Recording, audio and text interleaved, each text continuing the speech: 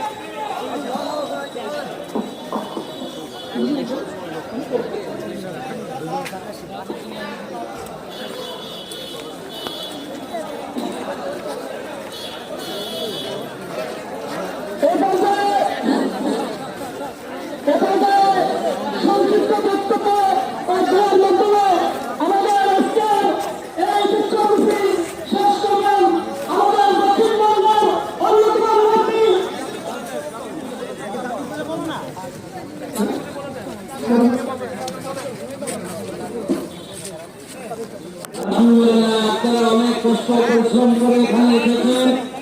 আমাদের দাবিগুলো স্পষ্ট।